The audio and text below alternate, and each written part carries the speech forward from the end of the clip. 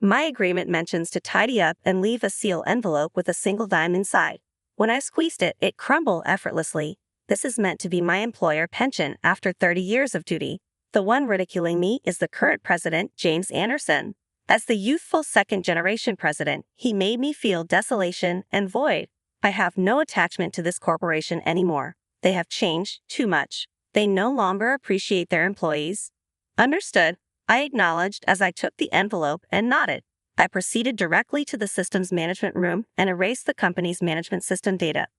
Within minutes, a commotion arises in the office. The president, looking pale, rushes to me in a panic. "Hey Joseph, what did you do?" I brace myself and face him. Thus commenced my prolonged battle with the second-generation president who wrecked the corporation. My name is Joseph Taylor. I'm 49 years old and have toiled at the same corporation for numerous years. I joined right after high school and I'm the eldest employee here. In an era when job hopping is common, I might be deemed a rarity. I'm in charge of system management and hold a responsible position as a manager. It's challenging, but I cherish this fulfilling job. Recently, my workload has diminished as my juniors have grown more capable. Life has been smooth sailing. "Excuse me, Mr. Taylor, an error has occurred but I can't discern the cause," says my exceptional junior, Chris Johnson. When he queried me, I scrutinized the screen. "This code here is erroneous. It should be like this." "Oh, I understand. As anticipated of you, Mr. Taylor. Thank you so much," Chris says with a bright smile. "Soon I'll be relinquishing system management to you. I'm relying on you." "Oh no, I'm not there yet. What are you talking about? I'll be 50 soon. What will you do when I retire?" "You still have more than 10 years. You're getting ahead of yourself, Mr. Taylor," he says, not yet realizing how swiftly time flies being in his 30s. "But I plan to work hard until my retirement." This is meant to be my employer pension after 30 years of duty, I ponder. The world of systems is progressing rapidly. If I don't keep studying, I'll quickly fall behind. I was content and felt fulfilled working in such a job. Yes, until that incident occurred. It struck abruptly. The president, Robert Anderson, fell ill and had to be hospitalized. There was no prospect of his recovery, so his only son, James, hastily became the second-generation president. James's words during his inaugural address were fervent. "This sudden event has left us all perplexed, but now is the time to unify and grow. Let's change, commencing here and now." To the disheartened employees, his spirited speech felt like a breath of fresh air. James had the charisma that made everyone believe he could effect positive change. I was moved by his speech, and given his experience working in the subsidiary, I expected him to carry on his father's legacy admirably. However, this hope soon shattered. He began his tenure with a focus on cost-cutting and efficiency, starting with staff reductions, sudden organizational reforms, and personnel transfers. The office quickly descended into chaos. The worst treatment was reserved for older, long-serving employees. The president claimed they were hindering the growth of younger staff and started demoting them effectively, reducing their salaries. Talented salespeople were moved to back-office roles, while support staff were pushed into frontline positions where they struggled, encouraging them to resign. Conversely, young employees were given favorable treatment and promoted, regardless of their actual skills. I might have understood if the evaluations had reflected their abilities, but talented young workers lost trust in the company and left. Eventually, only the president's young favorites, who benefited from undeserved perks, remained. Today, another of my trusted colleagues is leaving the company. He was an outstanding salesperson who boosted our revenue. "Thank you for everything, Joseph." "Yeah, but why do you have to leave?" "Who knows, but I'm tired of trying so hard here," he sighed. "Joseph, you're the only one who can manage the systems in this company. You'll be fine. Hang in there." Seeing him force a smile, I felt tears well up and looked down. At least for the last time, I should see him off with a smile. Watching the back of a departing comrade, how many times have I felt this frustration? You'd think this would lead to a strike, but it never happened. Talented people just quietly left, and those remaining were either the hardworking, the resigned, or those who supported President James. I was one of the hardworking ones. I still wanted to cling to this company, to which I owed so much. As for the company's performance, it was visibly declining. It was to be expected, but President James seemed a bit troubled. It's probably just the reaction to the recent organizational reforms, but we'll recover from here. It's like crouching before a jump. I was disgusted when I saw him saying this to his followers. As long as there are people praising him with as expected of the president, your words are different. He will never realize his mistakes, I sighed. I returned to the system management room where Chris was waiting for me and immediately spoke. Big news, Mr. Taylor. The president is coming to inspect the system management room today. Rumor has it that after personnel changes, he's now targeting the company's fixed costs and considering cost-cutting measures for the system. What should we do, Mr. Taylor? Well, there's not much we can do. President James seems to like making cuts to the core parts of the company. It's good that he's enthusiastic about his new role, but his focus is off. After a while, President James arrived at the system management room where we were. He glanced around the room with a puzzled look, as if trying to figure something out. Isn't the air conditioning too high?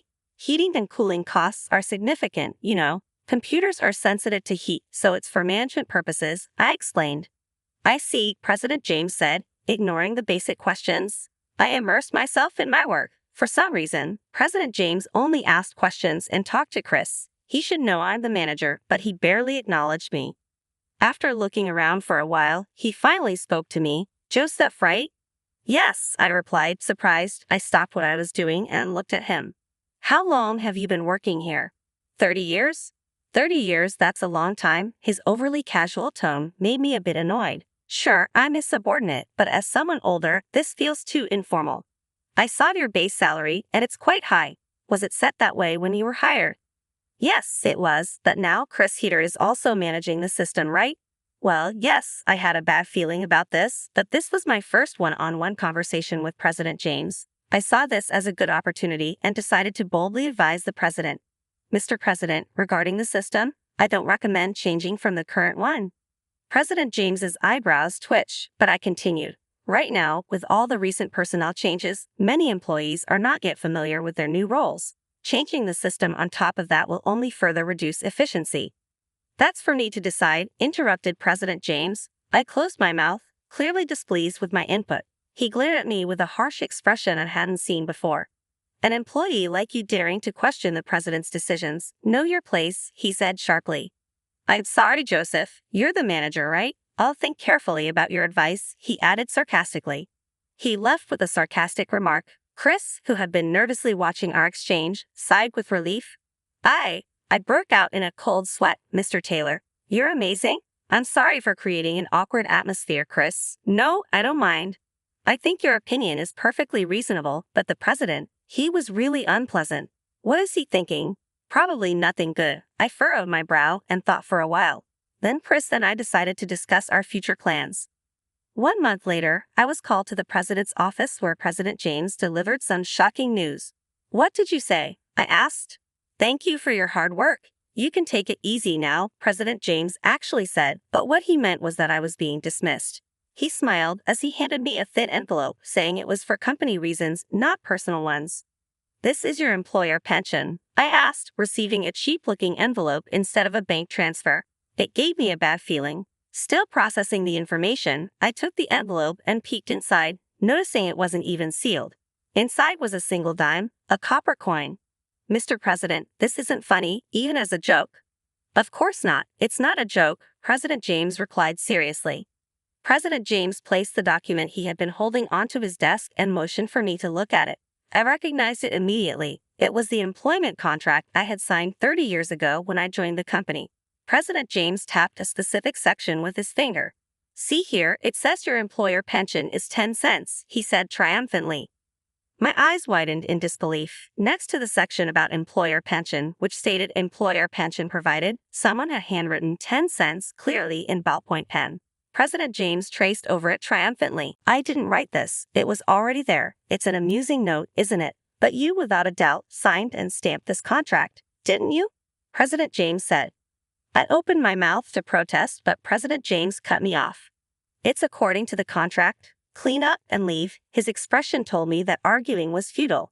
I was probably marked for some time. I represented the kind of long-serving employee President James wanted to push out. The reason I hadn't been targeted yet was because I managed most of the company's systems. However, after his last inspection of the system management room, he must have decided that Chris was capable enough. It's also easy to guess that my advice back then hit a nerve.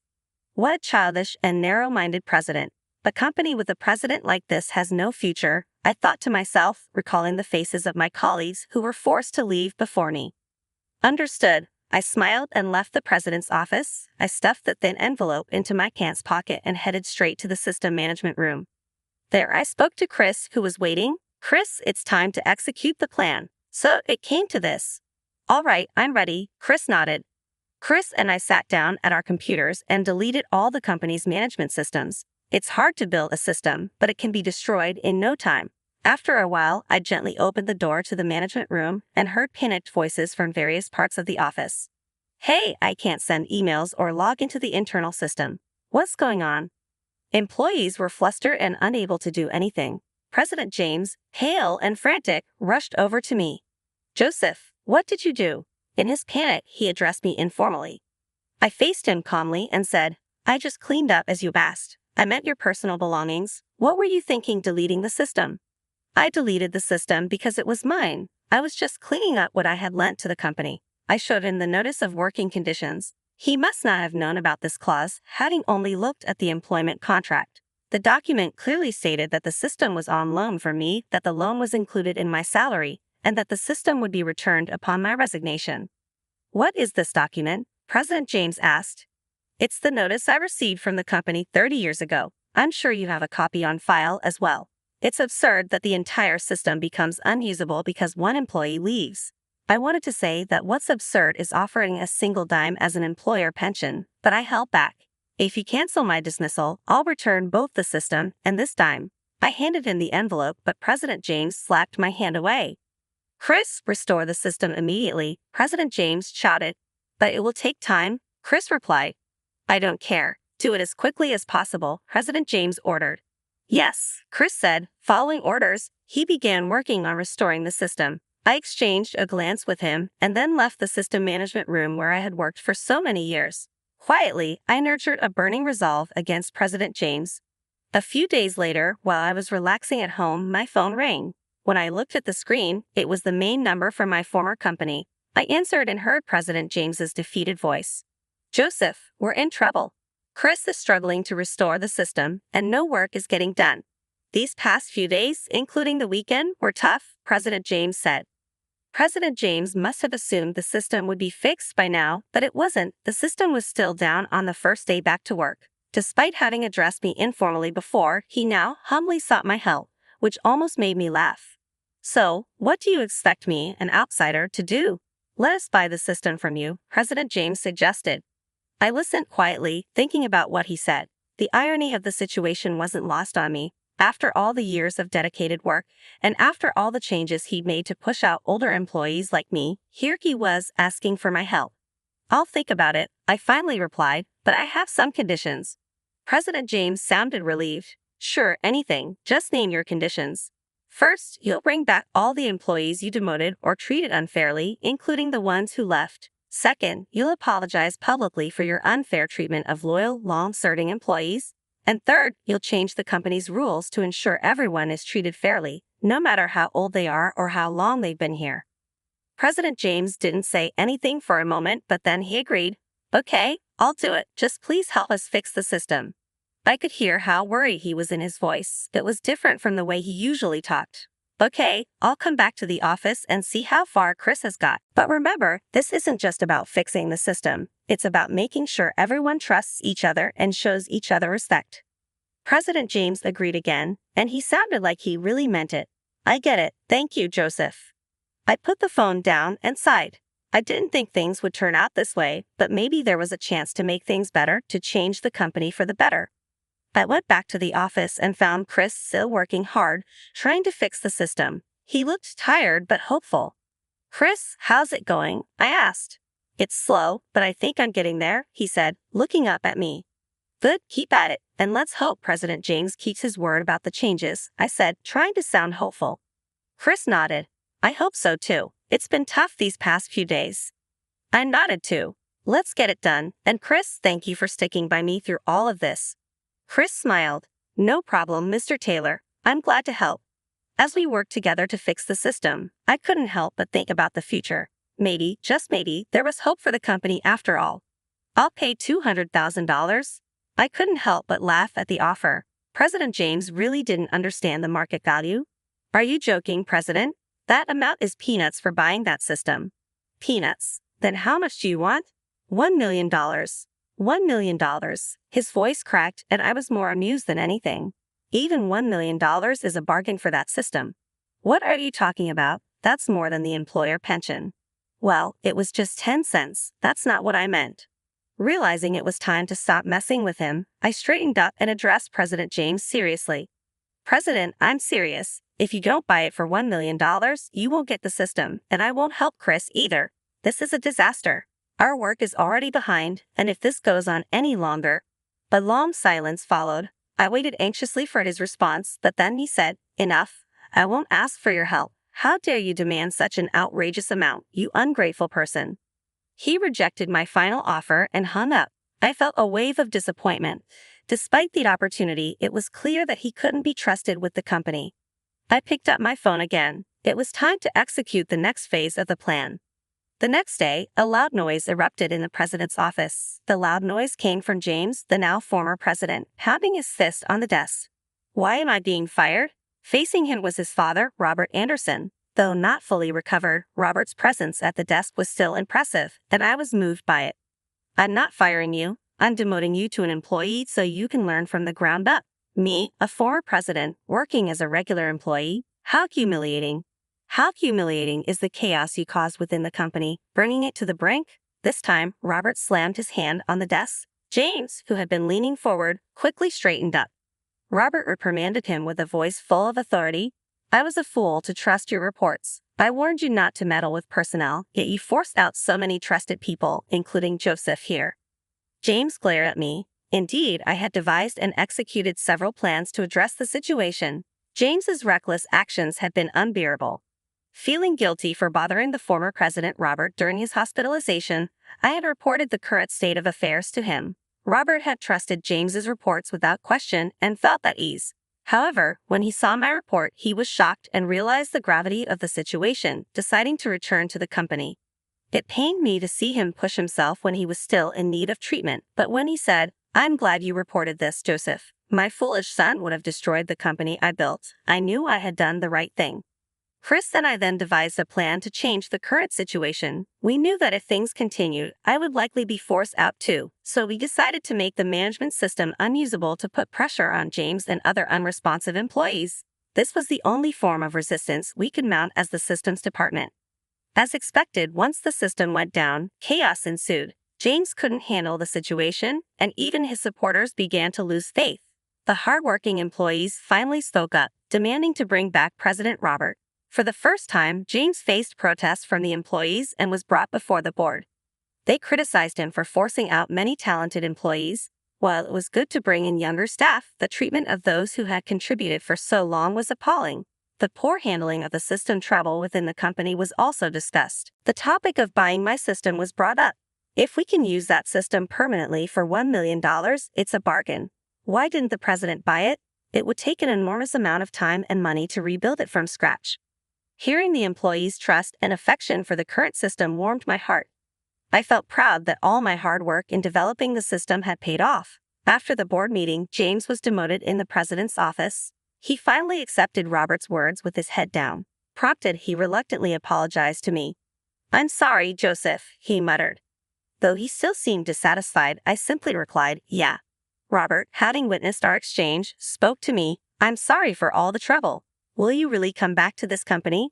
Seeing his anxious expression, I smiled. "Yes, as long as you stand as the president." "Of course. Thank you. Should we go ahead and pay the $1 million for the system, as you suggested?" "That's not necessary. I've already received so much from you," I said. Robert and I laughed together. James watched us with a puzzled look on his face. "I'm glad everything worked out, Mr. Taylor," I said. I was really nervous about how it would turn out. "You went through it a lot, Chris," Robert said to him. "You were stuck working through the weekend. I'm sorry about that." "If it means making the company a better place, I'll give up my weekends anytime," Chris replied. "Besides, all I did was pretend I couldn't fix the system." I was back in the system management room with Chris, the key player in this operation. As a technician who had worked under me for so long, he could have easily fixed the system quickly. His outstanding acting was crucial to resolving this situation. Reflecting on the recent events, Chris remarked with deep emotion, "But James was terrible, wasn't he? offering you a 10-cent employer pension and even faking documents. When he said that, I couldn't help but mutter, actually, there's something you should know. With Chris's curiosity piqued, I decided to share an old story with him, one I had never told anyone before. It was about my younger self and the young president back in the day. I was a recluse during middle and high school. I couldn't fit in at school and had trouble communicating. I shut myself in my room and immersed myself in system development, tinkering with my beloved computer. I created original source codes and built my own systems. Robert, my father's friend, heard about my work. He recognized my abilities and offered me a job as a system manager at his company. For someone like me who had been isolated in my room for years, having someone value my creations meant the world. Moreover, he offered me a salary well above average for a high school graduate. Even though I was out of touch with the world, I knew that the amount he was offering was unusually high. I told him I couldn't accept that much, but Robert shook his head. This is so cheap. Our company is just starting and this is all we can afford now, but we will increase it with raises. This system is that valuable. But I can't. I hesitated. In a moment of childish impulsiveness, I grabbed the employment contract and scribbled on it with a ballpoint pen. Next to the phrase employer pension provided, I wrote 10 cents. Robert's eyes widened. 10 cents? 10 cents is fine. I'm getting paid so much each month that it feels wrong to take more when I leave. Then, let's consider this system a loan to the company. I'll put that in the terms of your employment and I'll give you a document to that effect later. And when you leave, you can take the system back, but we'll buy it from you immediately. Then, that would be the employer pension, wouldn't it? Oh, you caught that. You really are smart. His hearty laugh was a relief to me, and started working there. It was then that I decided to follow him for the rest of my life. He was the benefactor who brought me back into the sunlight. After I finished telling this story, Chris took a deep breath. So that's what happened with you and the president. Yeah, but I never expected that contract to resurface because of James. Speaking of James, he left the company shortly after that as a former president, he couldn't bear to work as a regular employee. He started his own company with a friend, but Robert mentioned that they were struggling financially and that their prospects didn't look good. Even after fully recovering and returning, Robert faced many challenges. I hoped James wouldn't cause his father any more trouble. I have to follow the example of the lion and throw him into the valley, Robert muttered sternly. Seeing his determined look, I felt that even if James ever asked for help, he wouldn't get it. After all, he had chosen to leave the company first. With the former president back, the company was starting to regain its former energy. Chris and I worked hard to develop a more user-friendly system to make up for the lost time. One day, I was called to the president's office and received surprising news.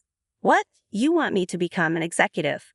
Yes, after everything that happened, I realize you are my right-hand man. I want you to eventually become an executive vice president. I hope you'll work by my side from now on. Executive vice president. I felt a surge of responsibility and my body tensed up. Becoming an executive means being involved in the entire company's management. As an executive vice president, I'd be the president's right-hand man.